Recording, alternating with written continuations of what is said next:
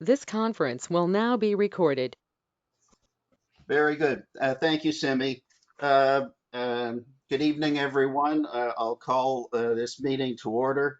This is Committee of Adjustment 02-2024. We're here Thursday, March 28th, 7 p.m. For those who are online or maybe watching, I just want to let everybody know this is a virtual online public meeting.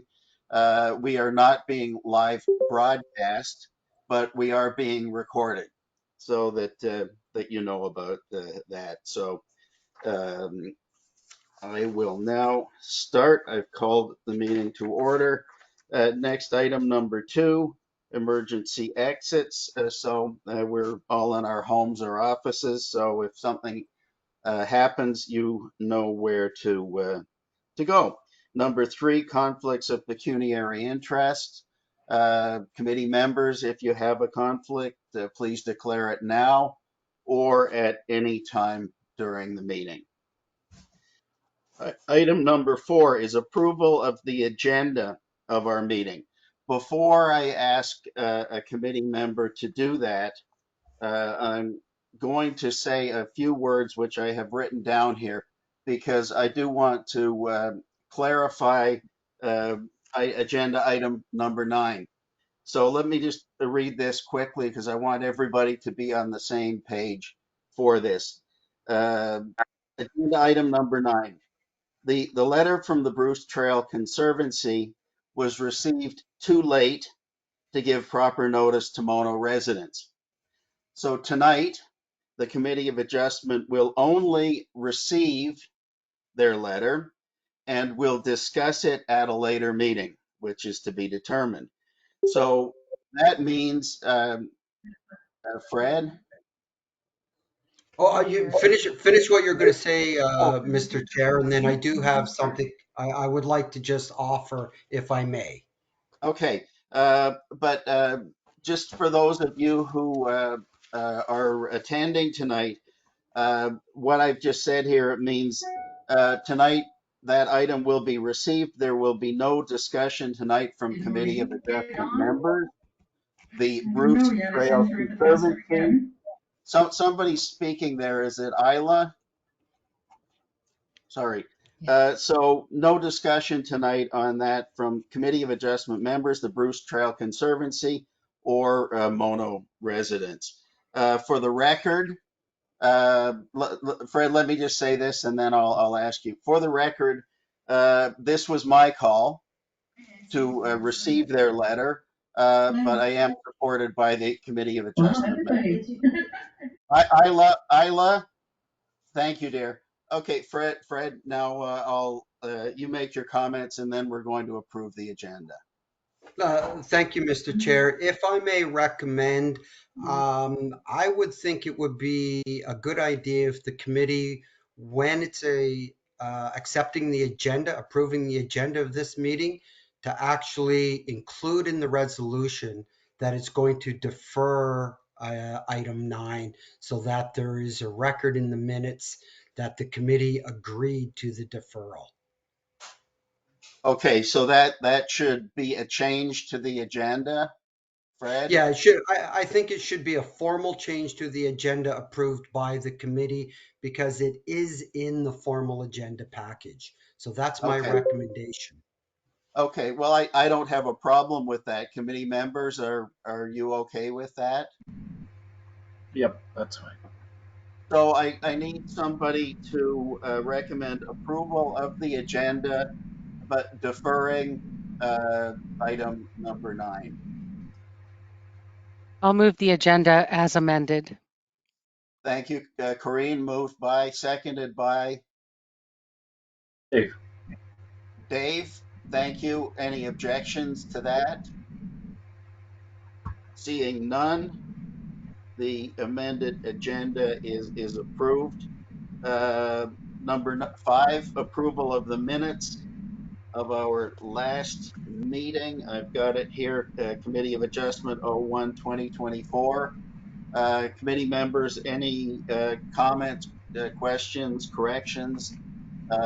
If not, could I have somebody move that we approve that, the minutes of our January 25th meeting? I'll move. Thank you, Corinne. Moved by Corinne, seconded by Jerry. You look like you're going to second that. Can't hear you, Jerry.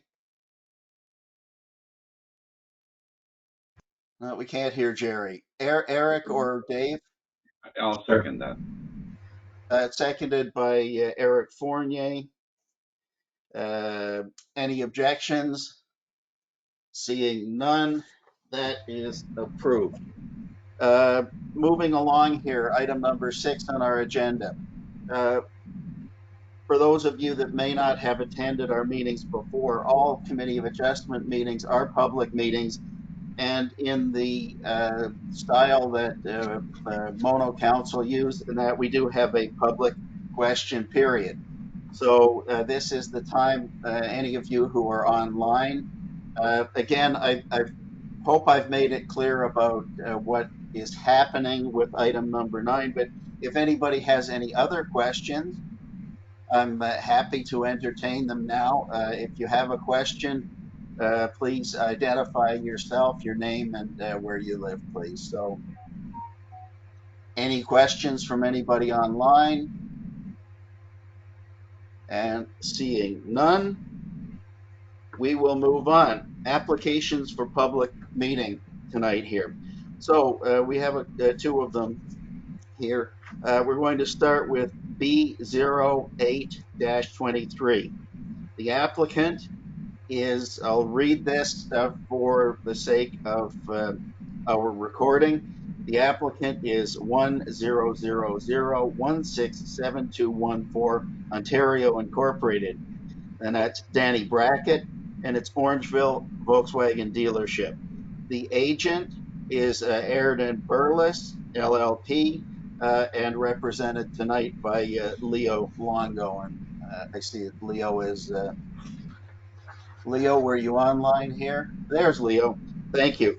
So, official plan designation. Sorry, subject property.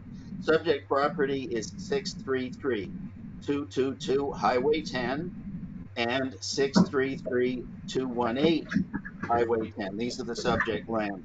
The official plan is Greenbelt Protected Countryside and Greenbelt Natural Heritage and Suburban. The zoning is Rural A zone plus local commercial CL-8 zone, zoning bylaw of 78-1. So the purpose here is long, but I am going to read it for the sake of having it in the record. The purpose is to seek a consent to separate 2 merged land parcels, the subject lands that we talked about, that abut the west side of Highway 10. New severed lot will have a lot coverage of 30.48 meters. That's 100 feet. Lot frontage, that is, and lot area of approximately 0.61 hectares or 1.51 acres. The severed lot, which is 633218 Highway 10, accommodates an existing building. Retained lot 633222 Highway 10 would have a lot area of approximately 1.97 hectares or 4.88 acres with a lot frontage of 74.33 or 243 feet. The retained lot, which is the Volkswagen dealership, is currently occupied by several buildings comprising the Volkswagen dealership, sales and service functions. The applicant wishes to recreate 2 separate parcels in order to sell the severed lot. So that's that. In the order that we always go through, I have introduced this. The Director of Planning, Dave Trotman, if you have any further comments about this, please, this is your opportunity. Dave, if you can turn on your, there you are.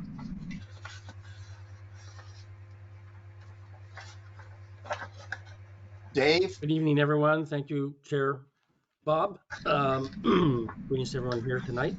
Can everybody hear? I hope so. Okay. So this application, there's two applications here. The one originally came in for a severance, a consent to sever these two land parcels Chairman Chris alluded to, 633222 Highway 10 and the abutting parcel immediately to the south, 633218. There was a numbered company, so they're currently owned by a numbered company who is a well-known auto dealership franchisee here in Mono. Mr. Danny Brackett, he owns a couple of dealerships over on Highway 9 as well. And he purchased a Volkswagen dealership. That's the property for the first address, ending in 222 or 633222. Back in 2022, I believe, in April. Well, before then, there was some changes of ownership, but there was a numbered company that owned it before. They owned the north parcel. I think it was a previous dealership owner.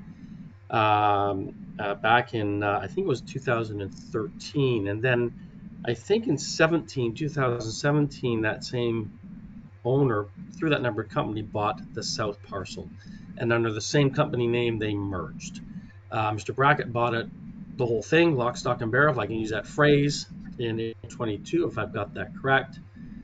Took over the dealership, and shortly afterwards, added a drive-in service bay. So I was involved with that. Just to give you a brief little bit of context here, that went through site plan control, and that service bay is now installed and functional, of course. It was at that time that I noted to his architect and Mr. Brackett, you've got to split zoning on the property, and we don't really need to deal with, I don't think, tonight, but he was made aware of that. So it just so happens that the back end of the Volkswagen dealership is rural, not commercial, but the front portion is, and it functions as a dealership, and nothing's really changed too much in that regard. He simply upgraded the building to Volkswagen corporate standards. It included the drive-through that he had to put in, and he did that. And so now he's come forward and for business reasons wants to re-separate off 633218. And I suppose to make it convertible and sellable as its own lot. Now, there also, at the time of the original owners, there was an easement put on title to provide access. So just to sidestep for a minute, to separate that parcel would create a frontage that's deficient on 633218. So Aaron Burles, his lawyers who are handling this application on his behalf, pulled up with a minor variance application. It's in my report. That's why there's a minor variance application. They can't easily change the frontage without affecting the Volkswagen dealership, so they're seeking relief off frontage.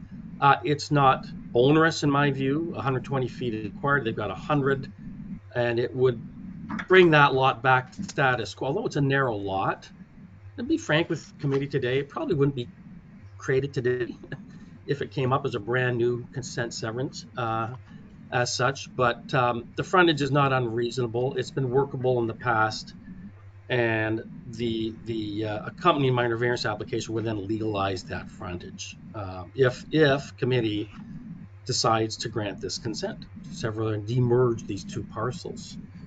All of the documents are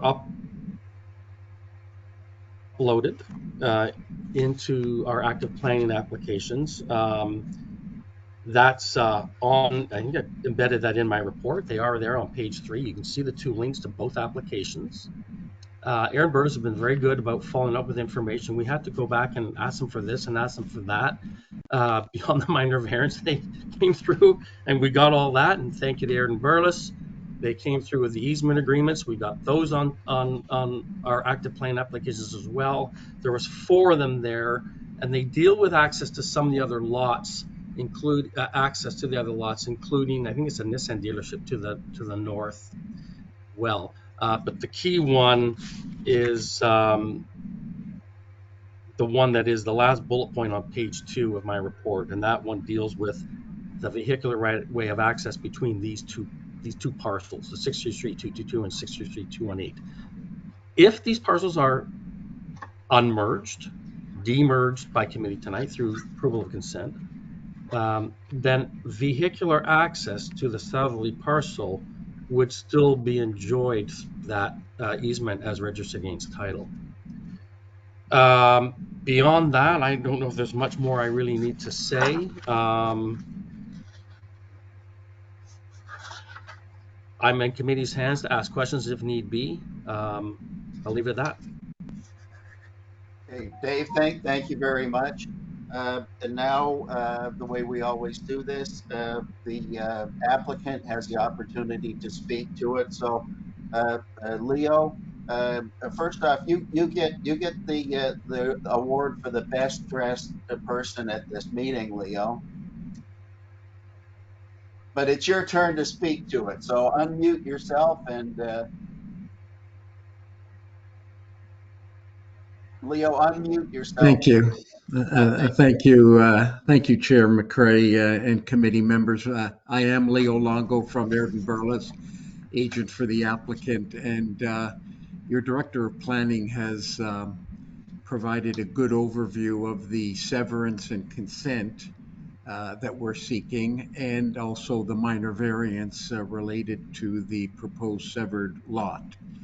As indicated, the lot that is proposed to be severed existed as a separate lot within the last decade, but its title merged through acquisitions over the last 10 years.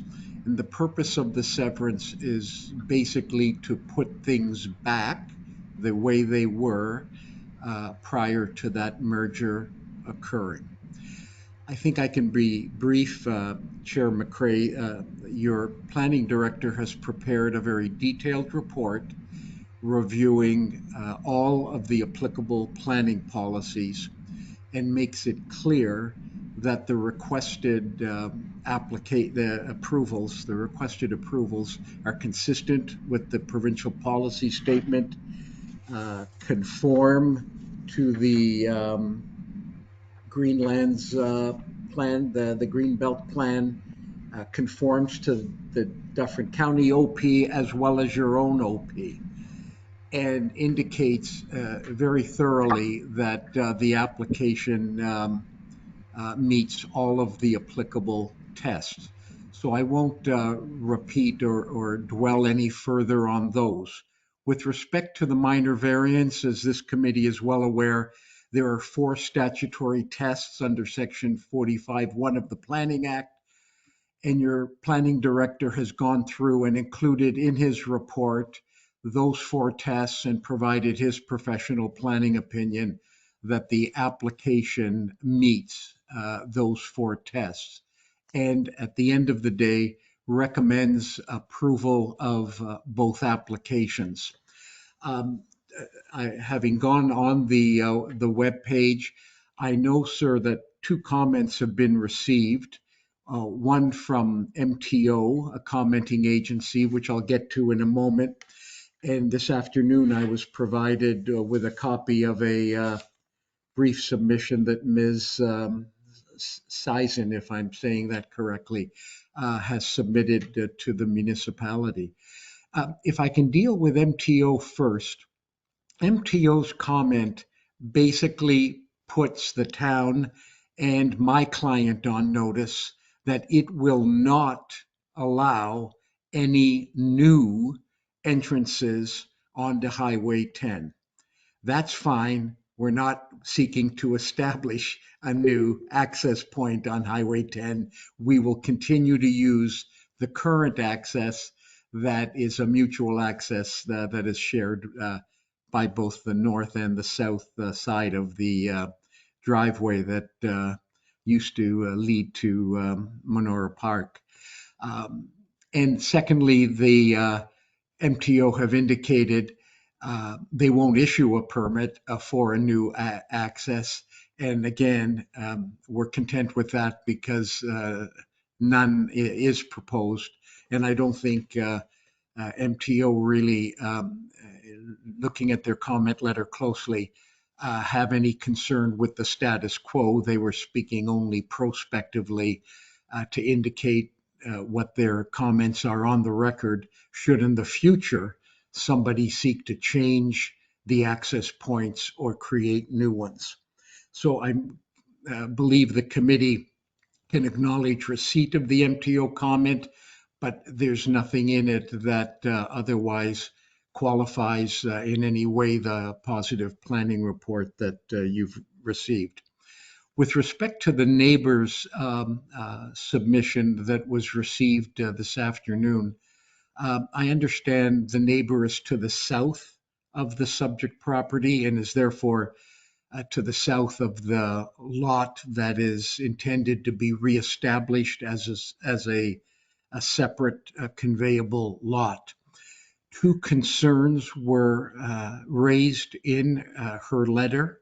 One dealt with past environmental practices on the site, and I can just advise the committee that the approval of the consent and the variance makes no change to or introduces no new use to the subject property and simply maintains the current zoning and the status quo.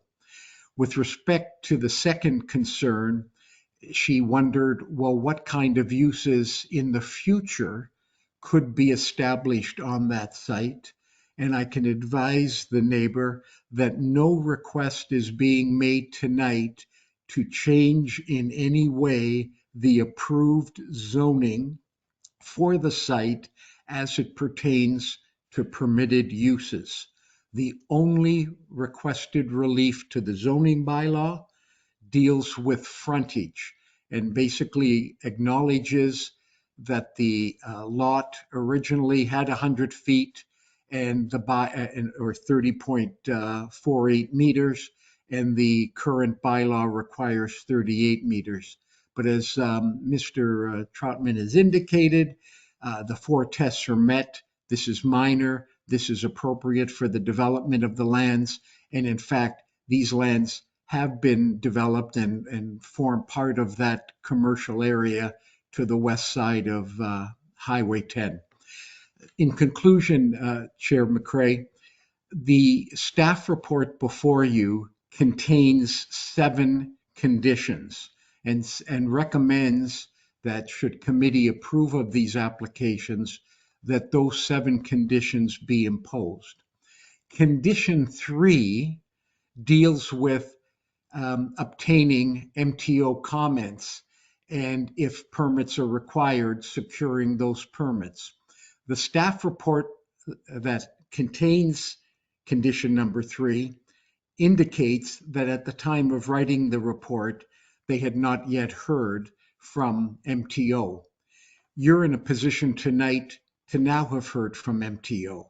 MTO has told you in their letter submission, which I think is dated March 20, that they will not allow for any new entrance permits. And as I've indicated, we understand that and we're not seeking that. So my respectful submission is the necessity of condition 3 no longer exists. You've got MTO's comments. They've indicated their position, and in granting these approvals, you will not be doing anything that MTO has said it would not agree to. So I would respectfully ask if the committee is inclined to approve of these applications, as I trust they will, that they seriously consider whether condition 3 is required. The other conditions we're more than content with and have no problem with them being attached to any approval you may provide. Chair McCray, those are my initial submissions.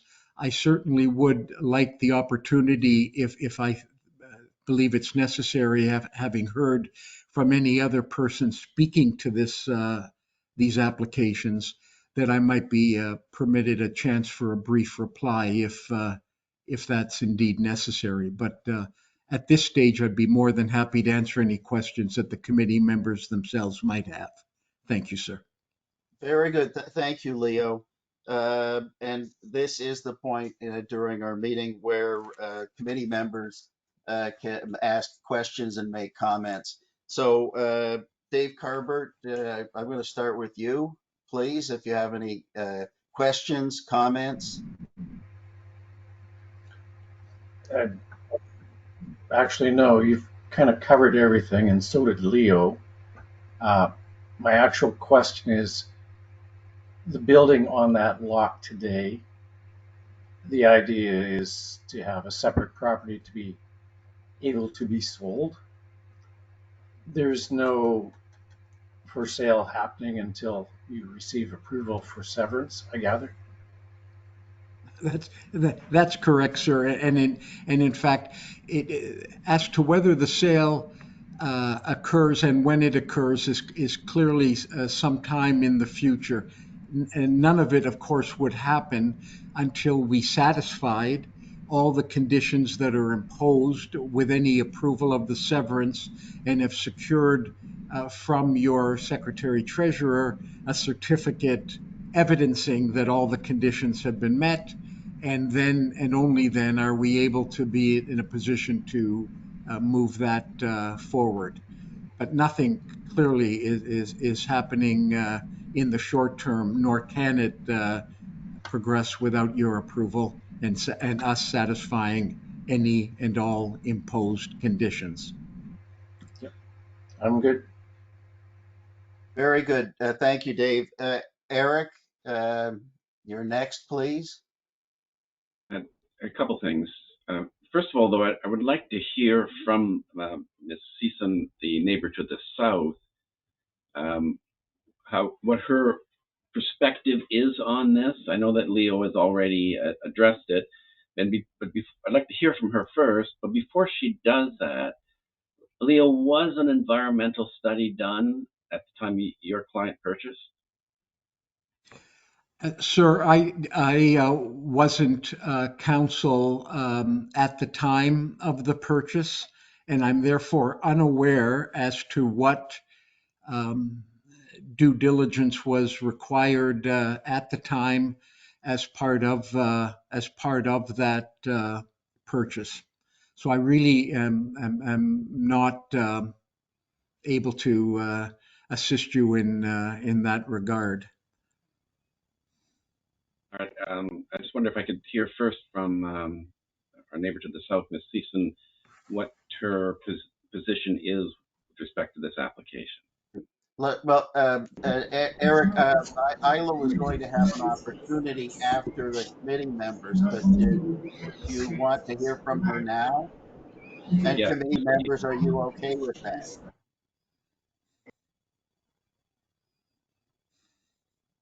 I don't see any objections. So I was following the normal thing where committee members ask questions and comments first, and then the public does. But Isla, am I pronouncing your name correct? You are indeed. Okay. So Yes. we'll seeing no objections to switching things a little bit, we'll give you an opportunity now to speak if you want Thank to. you. Oh, I do. Um, I think my concerns about that land have gone back to actually about 12 years ago when we first moved in there. And I don't think things really came together for me until I realized that the land was being sold again. But my concerns come from various things. I have found um, oil slicks on my pond, not often. I've found oil slicks on the little stream that comes down when there's a heavy rain. I was told way back at the beginning by someone who worked in, I believe, I don't know how many garages have been there, but this was a while ago, where I was commenting on on the the gravel at the back of the building because it was very black and looked very oily, and so I asked him about I just asked him about that, and he told me at the time that the way they got rid of the oil was they dug holes in the ground and poured the oil in. I know that was an old common practice because I was just speaking to someone who told me about the gas station that was that they did here at the Four Corners in Caledon Village, and I'm not I like to, suggesting that. can we keep your comments to this application and not Well, out yes, of, speak. Okay. please? I'm just trying to tell you how my concerns came about. So I think Okay. it's important to know that I am downhill from that property. I live on Menorah Park, which is part of the headwater for the credit, and there's open water, and I have a well right back there. So I have concerns about seeing an environmental assessment, and I didn't find that written up in the information that I looked at when I went on our town website. So I want to know what kind of an assessment has done, because I think given all of those factors, um, that in fact one should be done. So Okay. that is what I'm asking, and I'm asking it as well when I mention a new commercial building or housing. I don't know what's going to happen in the future, but if that building comes down, there will be digging done. They will pick that soil up, put it somewhere. I would certainly not want to buy that property and know that it was contaminated in any way. And I think it is the right thing to do to have an environmental assessment. And that's what I'm asking the Committee of Adjustment to be sure is done. Yeah, Dave Trotman, I need you're going to have to unmute yourself and that, but I don't believe an environmental assessment is required to sever this land, but you can So correct. to Isla's point, first of all, yeah, I wouldn't go through the severance. Well, I mean, there could be a condition in a severance, but I don't think in this case necessarily that would be. Not sure if it needs to be a requirement. I think probably to the point that Mr. Brackett at some point is going to sell that southerly parcel. Now, to be clear, Isla, this alleged hole that was dug and oil poured into it was in the piece of land next to your property, the 633218. Is that correct? That's correct. And that would have been a while Okay. ago. I think, okay, never mind. That's fine. I mean, I think probably the easiest thing to do would be for the town, that's me perhaps, to reach out to Mr. Brackett and say, let him know that, yeah, that somewhere in the backyard there might be a hole that was made and oil poured in, and that he can take it upon himself to find that. It shouldn't be that hard to find, and remove that soil. Can require a little bit of work, but it's just excavation work. It's doable, and he probably might want to do that anyway, sort of, so he can come uh, to the market with a lot, which has now had that matter rectified. I'll have that discussion with him. It wouldn't be a municipal class environmental assessment because it's so site specific, um, but that's probably the best way to handle that particular matter. And he's got the wherewithal to be able to do that. It can't be that big of a hole, so probably best that I follow up after this application has been dealt with and let him know that. And I can certainly give him Let, Isla's letter I, as a I, reference point. I'm going to interject. Just to be clear, it's my understanding, an environmental, somebody has, sorry, somebody has a TV or a radio. Thank you. Dave, it's my understanding, correct me if I'm wrong, an environmental assessment is not a requirement of severing this property. That would be a requirement when Danny Brackett sells the property. Am I correct there? Now, I don't want to use the term environmental assessment. I think what it comes down What to is term a do you want to soils use? investigation. Can you hear me? This a Yeah. soil, that's a site-specific soils investigation. There's in the municipal environment I'm just calling it Ministry of Environment. They've changed their acronym so many times I can't keep track of them all. Ministry of Environment has a 3-phase approach to doing that. There's a first phase investigation, second and third. And that's not too hard to do on a site that size, knowing where it's probably buried if it's there, and saturate into the subsoil to get some cleanup done. But it's not a municipal class environmental assessment. It's simply a soils assessment, site-specific soils assessment as a phased approach under the MEC guidelines that deal with that sort of thing. Okay, thank you. Eric, it was your You know, turn. I did want to hear first, but I don't really think that is a criteria that this committee should look at. We're looking at the just the severance application now. That's a valid concern, but I don't think it's a concern for our committee. But I do want to hear from David. I do want to hear from David, though, on Leo's suggestion about either, I guess, removing or changing your recommended condition number 3. I heard that. And I think we do, because we do have, well, they're only in email form, but as is often the case these days, MTO has made it clear. Leo has summarized that quite well. They simply won't give any new access point. And I think obviously it's incumbent upon the owner to make sure that any new buyer understands that. Well, those comments are available, of course. That's due diligence as part of the realty sale and purchase arrangement. The existing easement as registered against title in perpetuity provides that vehicular access as it did in the past. So yeah, I would say condition 3 can probably be waived or removed from any as consideration under any notice committee will have. I agree. Eric, back to you. All right, just one. I've never really understood what the purpose of that crazy section in the Planning Act that creates this prohibition on sale, what is now commonly called lot merger, but it is the law, so we have to deal with it. But anyway, those are my comments. No, very good. Thank you, Eric.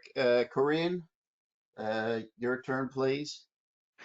The only question I had was with regards to condition or recommendation number 6, the payment of the parkland levy at 2%. Is that a correct percentage, or should that be 5%? That's my only question.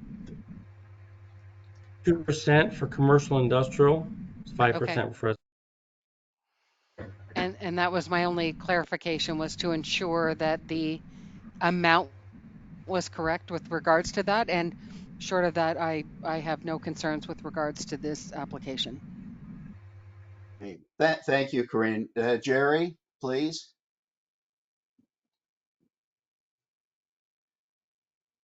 Jerry, we can't hear you.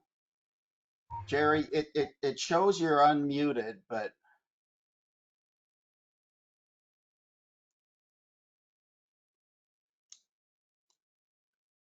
Jerry, I don't know why you're we can see you, but we cannot hear you. Call in on telephone. Yeah, Jerry, try to unmute yourself.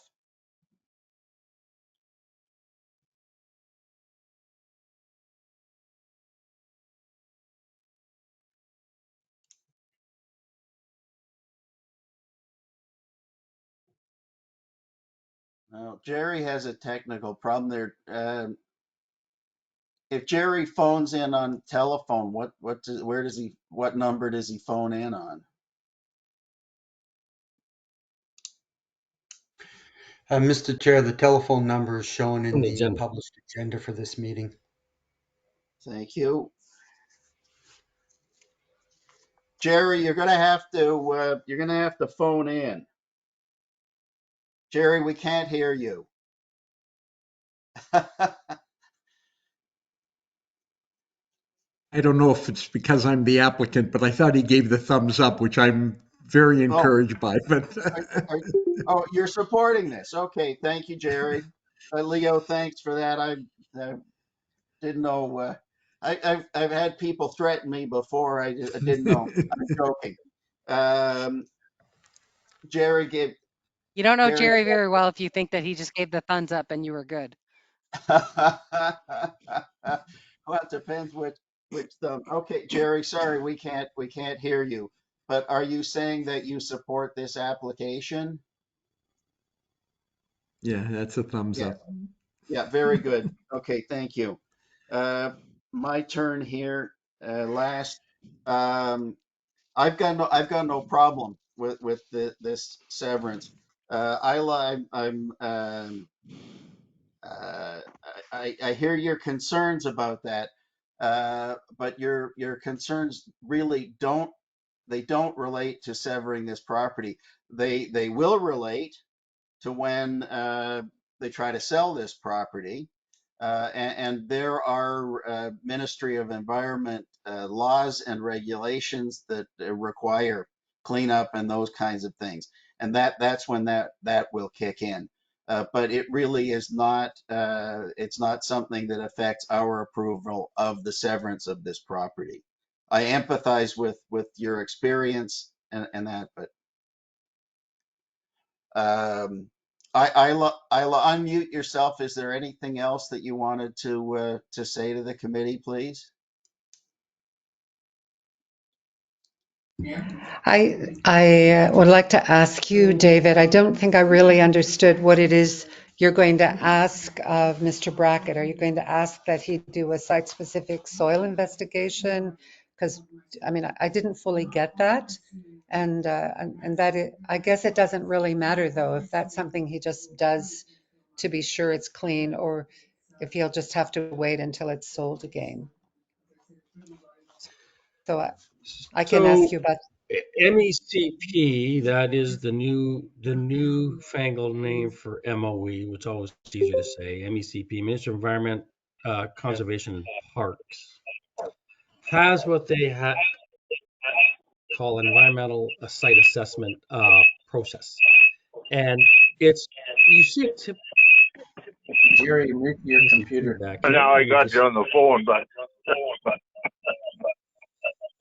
Okay, it's Jerry's phone. Anyway, as I was saying, you see this procedure typically applied to an old gas station site, and particularly where there's a change of use from a similar commercial use. So in other words, it wants to become residential. Old gas station site of 6 acres in an urban area. It's now ripe for a four-story condo building, shall we say. It has to go through site assessment. And the first thing they do is really, I'm going to call sort of sniff and scratch test. They get an expert out and do a phase 1 approach. And it's really visual, odor, and some superficial surface investigation of soils. And it's really about where, they're looking for ground zero. And once they find it, if there is a ground zero, then often it'll go to phase 2 and a phase 3. And that's where remediation is required. It's, if there's toxic stuff found there because of an old gas station site or something similar, then those soils have to be excavated, removed. And of course, clean fill brought in, engineered soil compaction, all the rest of it.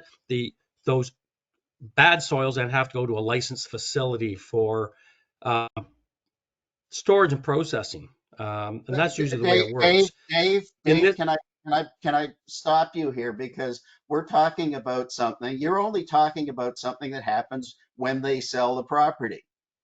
What you're talking about has nothing to do with the severance that we're considering tonight. Is that correct? You could ask for a phase 1 assessment, but I think it would be more expedient for either myself or Mr. Longo as solicitor for the client to simply say, there might be some oil contamination in a certain spot in the back of that property, and it's in your good interest to check it out and before you sell it. And I think that's the be and end of it all in this case. That would suffice probably to deal with the matter.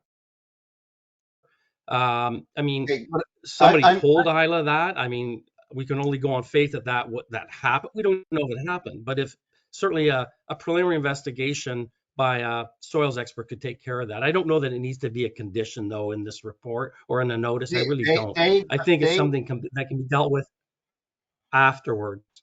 Dave, I absolutely will not support putting that in as a condition of severing this property.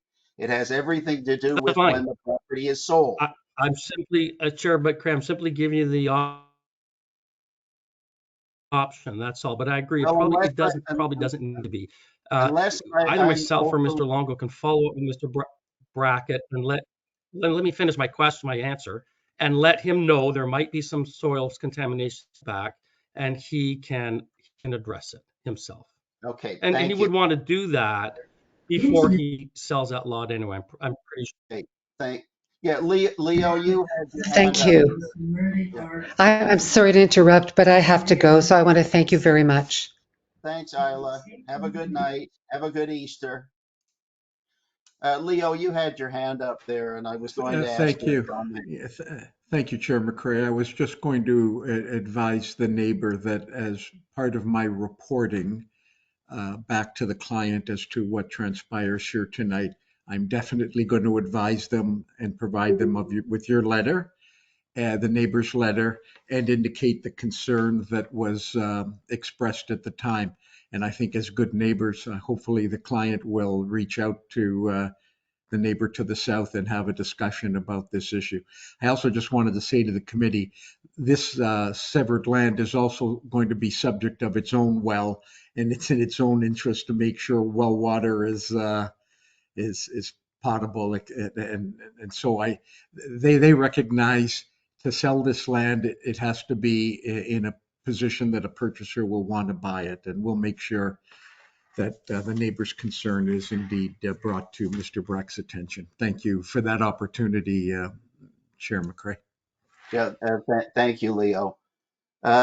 Committee members, any other comments, questions? We've been talking about a few things here. And seeing none, is there anyone else online who wants to speak to this application? Also seeing none. So with that, committee, I already said I was in support of approving this. Committee. Any other discussion about this, please?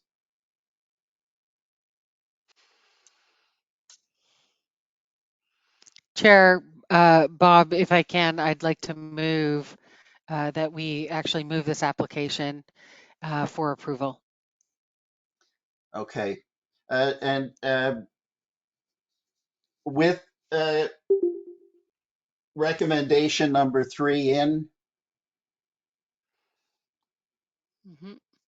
Yeah, Leo, I don't think recommendation 3 really affects you. You're going to have to comply with MTO anyhow. So I think the one issue, Chair, is the way it's worded is it sounds like we have to go back to MTO and get them to say they don't object. And we know that they've written the email saying they don't support any new entrances. And my fear is they're just a big bureaucracy, and to get that clearance is going to take more time than it's worth, and it'll get us back to basically where we are now with the comment there. So it would really be of assistance if number 3 could approval was moved with the conditions minus condition 3, because I think that would just simply ensure it. It's on the record what MTO's concerns are, and obviously we'll be respecting those.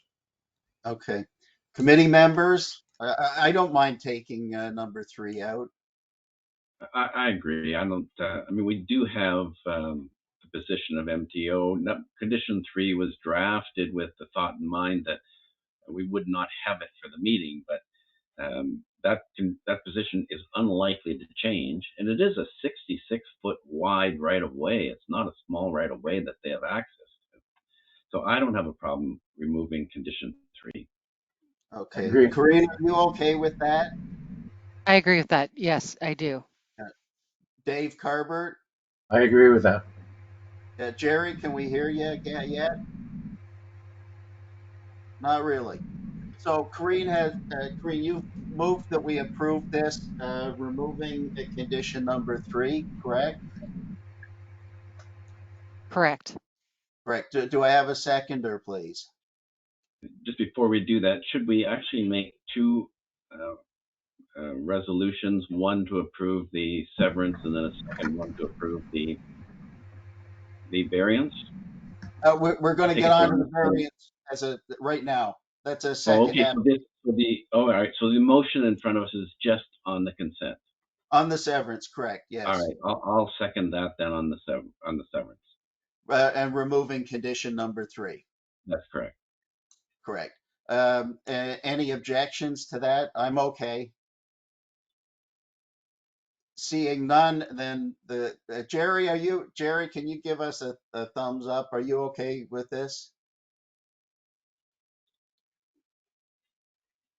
It's frustrating, Jerry, sorry, but we have a majority. Thank you. Jerry's thumbs up.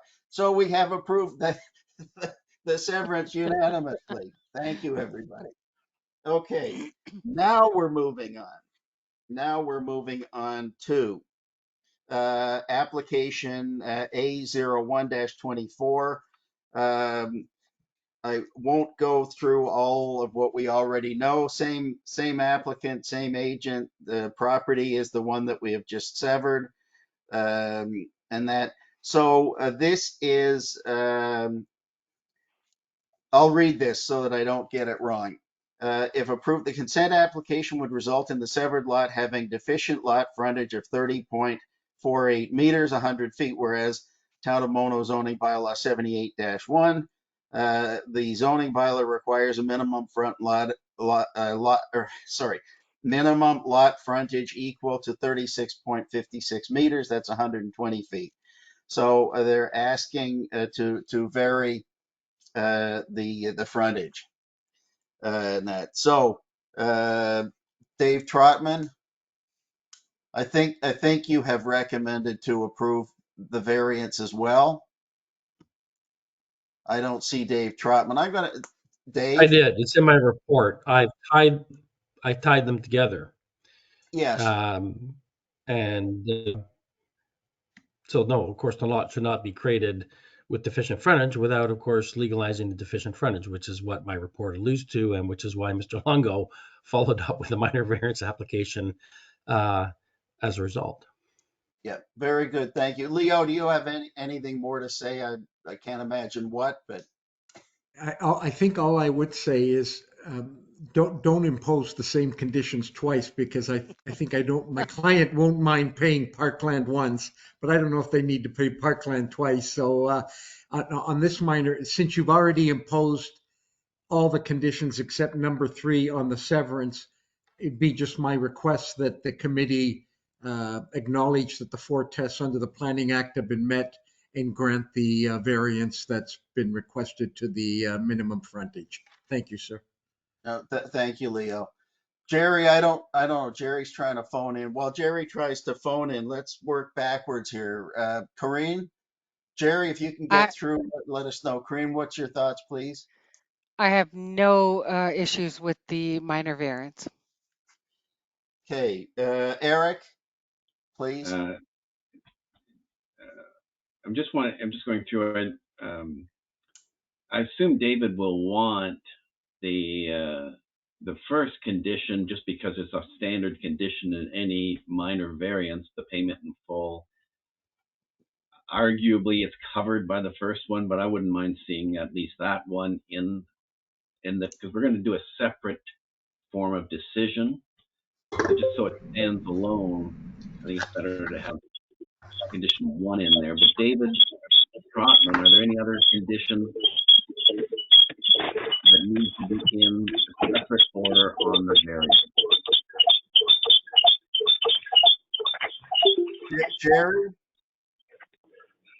Jerry, I know you're trying to call in, Yep. but that wasn't. Have we got That you? is awful. That's awful. Are you there? Yeah. Okay, I'm here. Okay. Eric had a The question. conditions can be tied to the consent, providing the variance is approved in conjunction with the consent. So yes, it doesn't really need to be in there twice. It's assigned with the consent application, but the consent application is tied by the ankle, if I can say that, to the minor variance application. So if you approve the minor variance application, then the conditions with the consent follow in line. You can't do I one without the agree. other. That's what my report I just says. want to make If you're going to sure. create this consent, then you must approve the variance. You can't approve one and deny the other. That's what it says in the summary. But And that's you what don't have Mr. a Long was problem then alluding to. with He doesn't want not to do, having. he doesn't want to be double dipped for Parkland, which would I apply agree to the with that. consent And anyway and the only. parkland levy makes no sense in the context of a variance. Correct. Okay. All right. So if you're comfortable, I have no problem then removing the conditions from the variance order. Okay. Eric, is that it then? Yeah, Okay. I approve the variance as well. Okay. Thank you. Jerry, are you still there? Yeah, I'm still here. Jerry, we're on Um, to the second one, the variance. yeah, I've heard most of it, and yes, I agree with it. And I think David has kind of tied it in his report, so I agree with what Eric's saying there. It's approve one, you approve the other one, sort of thing, and it's full steam ahead, I guess. Okay. Very good. Thank you. Dave Carbert. Fine by me. Okay. And I'm last and by me too. So would somebody please move that we approve the minor variance? I will so move. Thank you. Moved by Jerry Reed, seconded by I'll second. Bryn Pollard. Any objections? Seeing none, that is approved. Okay. Leo, I think you can, I think we're done. With your permission, I'll ask to leave the meeting and also ask permission to take this tie and blazer off. Oh my, yeah. Gotcha. Have a good night, Leo. Have a good night and a happy Easter to everybody. Bye-bye for Thank now. you. Thank you. You Good too. night. Thank you, David. Right. Okay, moving right along then. So we've taken care of that. Number 8, other business. So I put this, I asked to put this on the agenda. I'm not going to read everything that's on here. Council at their March 12th meeting made this amendment to the parkland dedication bylaw. And in their opinion, they have they've given the Committee of Adjustment the authority to waive or vary parkland dedications. So the only reason I asked for this to be put on here was so that we could all be aware of it. I did send out a copy of the amended parkland dedication bylaw. And that, so I don't have anything else to say about that. Committee members, questions, comments? Yeah, Eric? I do want to speak to this. I have put some thought into this, and I have written to Fred in advance, and but just as a bit of a background, I mean, the Committee of Adjustments are members drawn from the community to reflect the community values, but it is a tribunal, and it makes decisions that affect property rights. I mean, we just dealt with 2 issues that are clearly within the jurisdiction of the committee, but they affect the rights of that applicant.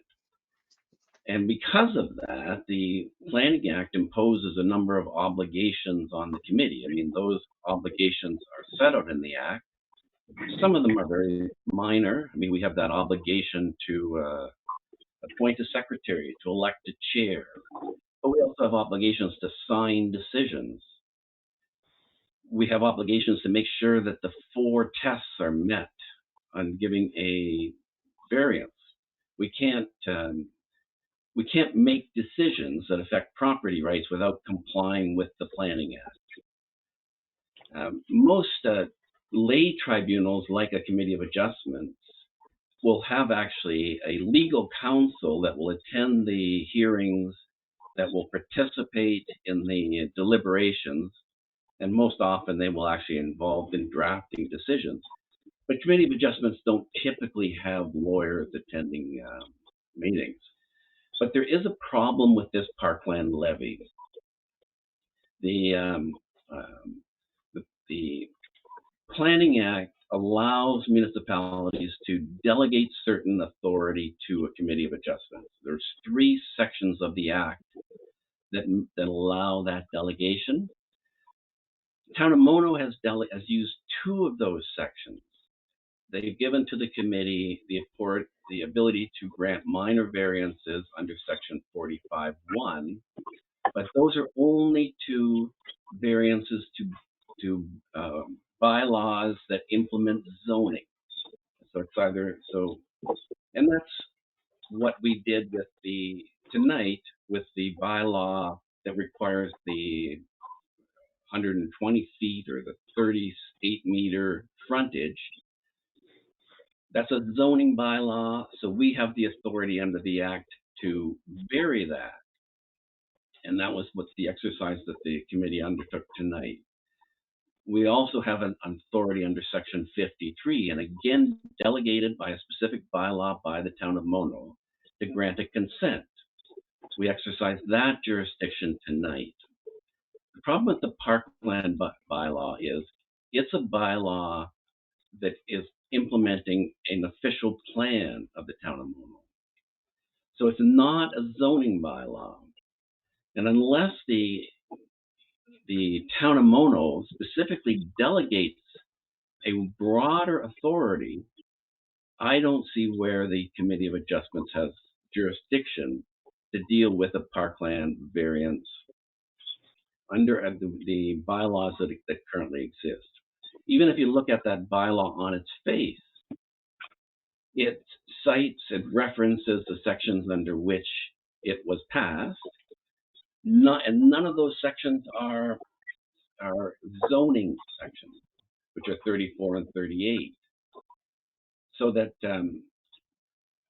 for the bylaw clearly gives the town council the authority to vary the parkland dedication fee anywhere from 0 to 5%. It's also clear from both the language in the staff report that it was the intention of council to give jurisdiction to the committee to vary or to exercise that discretion. But I don't see any language in that bylaw or anything in any prior bylaw that actually gives us that jurisdiction. So I know the town disagrees with me on this, and I'm only one vote. But before I could see that we have jurisdiction, I'd like to see any one of 3 things. The easiest would be one sentence in the bylaw that simply authorizes the committee to exercise that jurisdiction. That one sentence would be allowed by the Planning Act. It's clearly contemplated by the Planning Act. That would clearly give us jurisdiction. I can't read any language in that bylaw as amended that makes that delegation. A second thing that could be done is a separate bylaw that's contemplated by another section of the Planning Act that gives the committee jurisdiction to amend or to vary bylaws that specifically implement the official plan. The parkland variance is a bylaw of implementing the official plan. That could give us jurisdiction.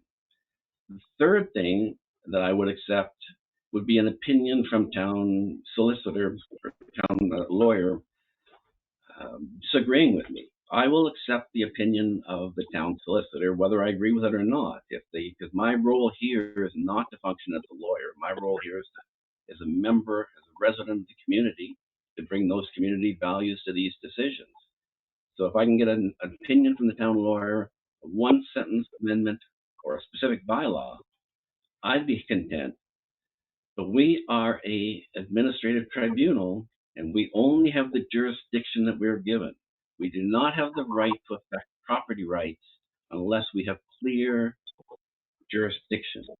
And on the face of this bylaw, and on the basis of the current bylaws that create this committee and give it jurisdiction, we don't have it. I'm happy to hear from Fred on this, but as I sit here now, I do not see jurisdiction. I agree with you 100% on that, Eric.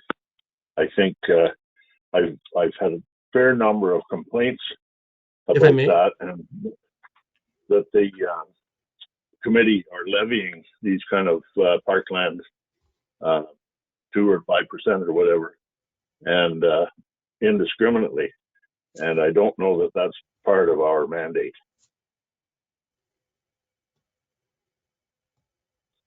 Dave Trotman, you've unmuted yourself. Well, I know our good clerk did confer with the town solicitor on preparing that small short amendment to that bylaw, 2003-41. So the amending bylaw, as you know, is 2024-10. But I guess my only question through you, Fred, would be, did Jeff Wilker specifically to section 45.3 on the Planning Act, which then speaks to council can confer any other powers under any municipal bylaws the town may have to committee as cited in section 45.3. That would be the only thing I would have to ask. I didn't have that conversation with the solicitor. You did, so maybe you can clarify.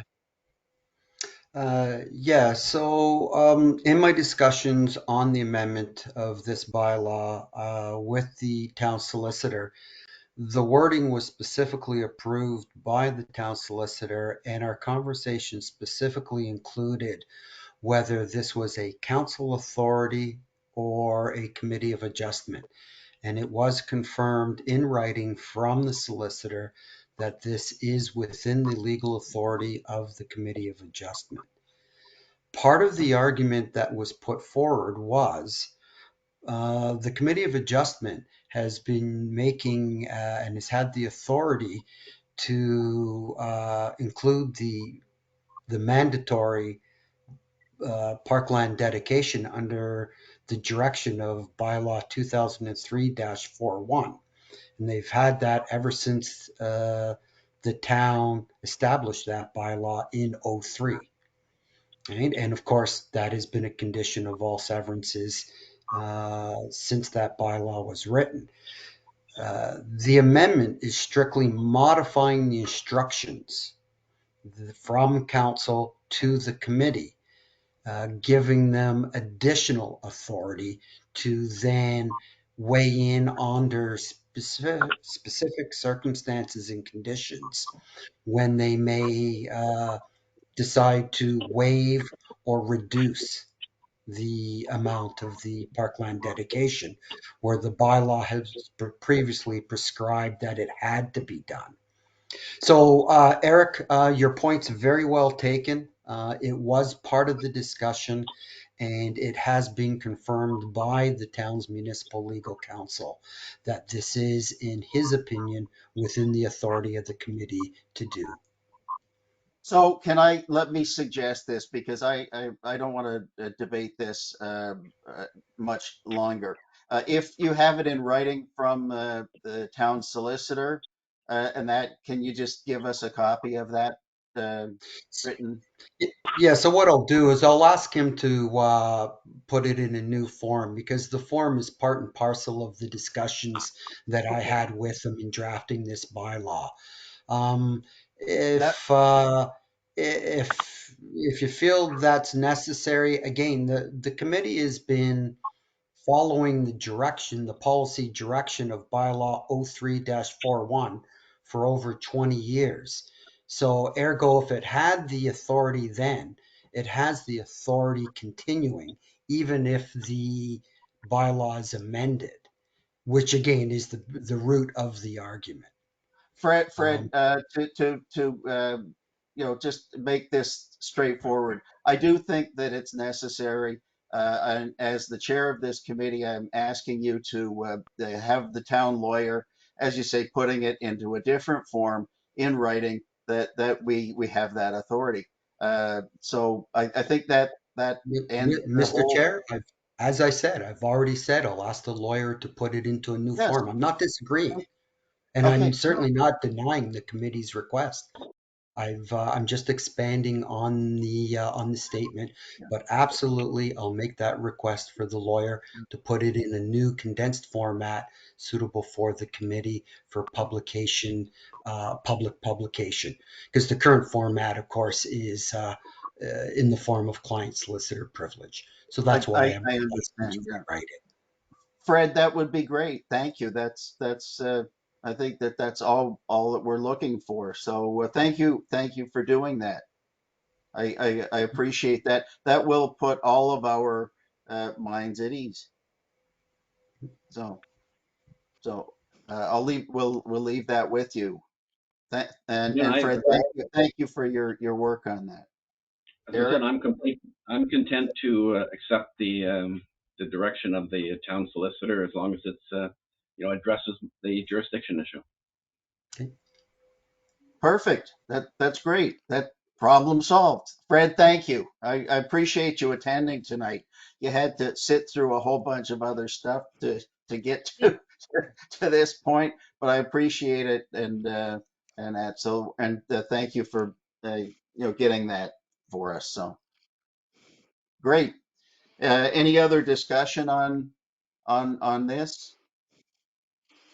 I just wanted to say thank you. Thank you to Eric for pointing this out. And if the worst thing that happens out of this is plain language, that we actually receive plain language in terms of what our true duties are, and as downloaded from the township, I think, that's a great thing. So I just wanted to say thank you.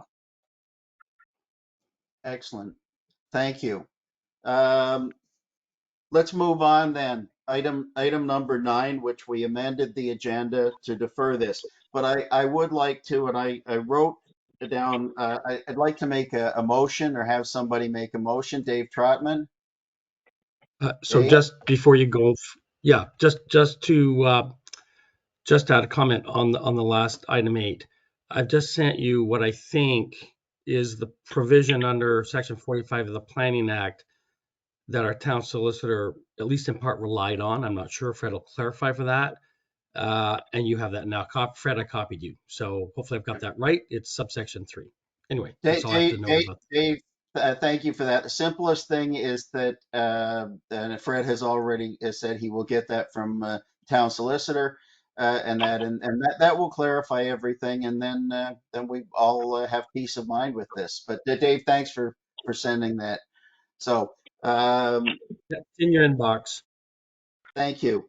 Okay, I wrote this down, item number 9, which we are not going to discuss the details of that tonight. So I do think that we should move a motion on this, and let me read what I wrote down here. Regarding item number 9, the Mono Committee of Adjustment receives the March 21st letter from the Bruce Trail Conservancy and will discuss it at a future meeting. That's what I'm suggesting should be the motion that somebody moves and that we vote on. Any discussion about that? Corinne? No, I would move that motion. Other discussion? Do you want to use the word defer?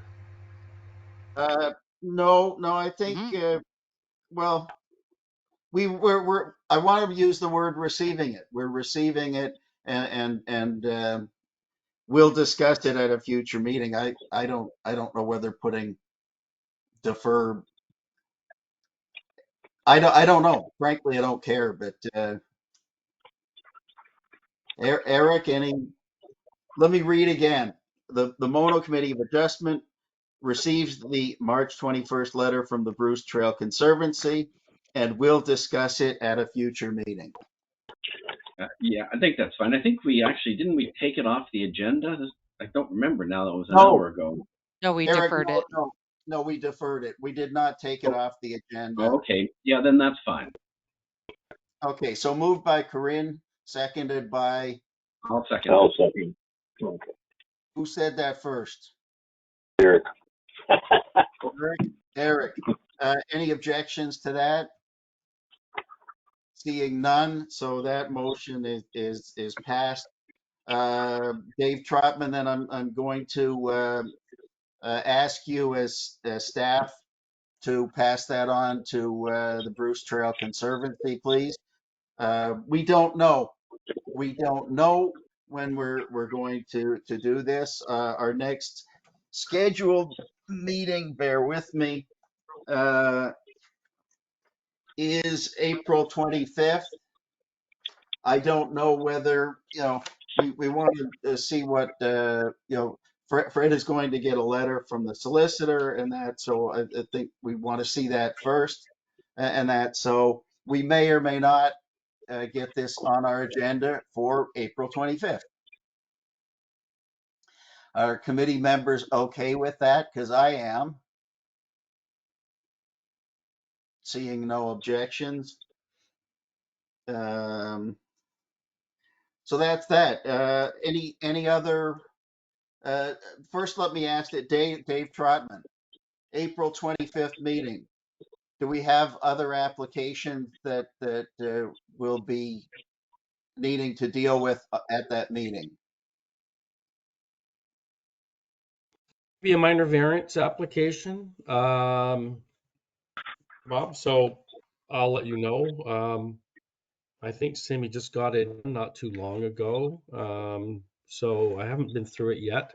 I need to know that it's complete first anyway. So I can't give you an affirmative from April 25th. Possible. I just don't know yet, and we'll know soon enough once we get back after the long weekend.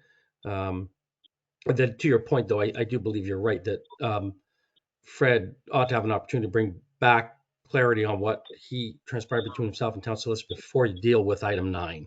There's sufficient time to deal with item 9. They have a year to clear conditions, so this doesn't have to be done on April BTC. That is, just so committee's aware.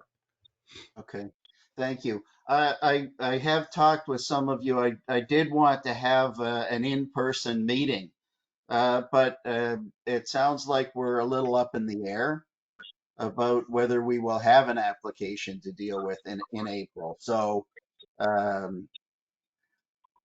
my suggestion is that once David and Simi confirm that we have an actual application, and once we've got the letter from the solicitor that Fred's going to get us, then we can make a decision about having that meeting in person.